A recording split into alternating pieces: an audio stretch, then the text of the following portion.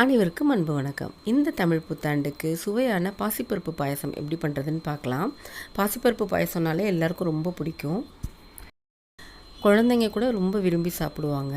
இப்போ இந்த பருப்பு பாயசத்தை சுலபமான முறையில் எப்படி செய்கிறது அப்படின்னு பார்க்கலாம்.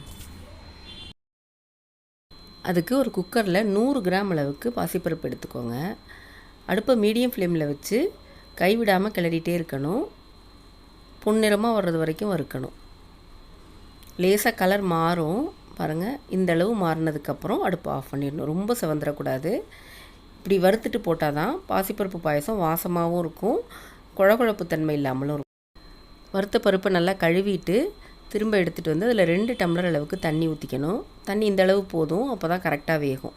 இப்போ குக்கரை மூடி வெயிட் போட்டு ஒரு 2 விசில் வச்சு வேக வச்சு எடுத்துக்கோங்க. இந்த நேரத்தில் நம்ம வெல்லம் கரைச்சிக்கலாம். 100 கிராம் பாசிப்பருப்புக்கு 150லேருந்து 200 கிராம் அளவுக்கு வெல்லம் சேர்த்துக்கலாம். உங்களுக்கு இனிப்பு அளவாக வேணும்னா 150, கொஞ்சம் அதிகம் வேணும்னா 200 கிராம் சேர்த்துக்கோங்க. பாகு தேவையில்லை, நல்லா கரைஞ்சா போதும். உங்களுக்கு மண் இல்லாத வெல்லமாக இருந்தால் அப்படியே போட்டுக்கலாம். மண் இருக்குன்னு சந்தேகமாக இருந்ததுனாக்க இந்த மாதிரி கரைச்சிட்டு வடிகட்டிட்டு சேர்த்துக்கணும். பாசிப்பருப்பும் ஸ்டீம் அடங்கிடுச்சு பாருங்கள். கரெக்டாக வெந்திருக்கு. ரொம்பவும் குழையாமல் ரொம்ப விதையாக இல்லாமல் கரெக்டான பதத்தில் இருந்தால் தான் பாசிப்பருப்பு பாயசம் நல்லாயிருக்கும். அதனால தான் தண்ணி கொஞ்சம் கம்மியாக வச்சு வேக வச்சது. திரும்பவும் அடுப்பு பற்ற வச்சு கொதிக்க விடுங்க. இப்போ இதில் நம்ம கரைச்சி வச்சுருந்தோம்ல வெல்லம், அதை வந்து வடிகட்டிட்டு சேர்த்துக்கலாம். உங்களுக்கு பாயசம் கொஞ்சம் தண்ணியாக வேணும்னா 1 டம்ளர் தண்ணி ஊற்றி கொதிக்க விட்டுக்கோங்க. வெல்லம் சேர்த்து நல்லா கலந்துக்கலாம். எல்லாம் சேர்ந்து நல்லா கொதிக்கட்டும்.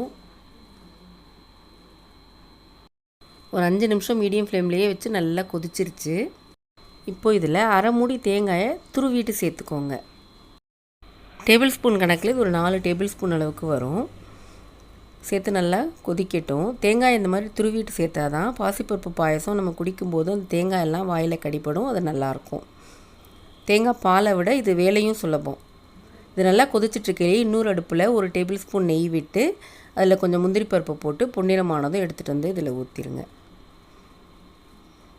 கூடவே இதில் அரை டீஸ்பூன் அளவுக்கு ஏலக்காய் பொடி சேர்த்துட்டு ஒரு பிஞ்ச் அளவுக்கு மட்டும் உப்பு சேர்த்துக்கோங்க, ரொம்ப கம்மியாக. அப்போ தான் அந்த இனிப்பு வந்து தூக்கி கொடுக்கும். சேர்த்து நல்லா கலந்து விட்டுறணும். கலந்து நல்லா ஒரு கொதி வரட்டும். நல்லா கொதித்ததுக்கப்புறம் அடுப்பை ஆஃப் பண்ணிடலாம்.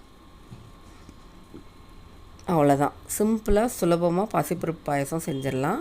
டேஸ்ட்டும் பிரமாதமாக இருக்கும். நீங்களும் ட்ரை பண்ணி பார்த்துட்டு எப்படி இருந்துச்சுன்னு உங்கள் பதிலை கமெண்ட்ஸில் சொல்லுங்கள். கூடவே நம்ம சேனலையும் சப்ஸ்கிரைப் பண்ணிக்கோங்க. நன்றி.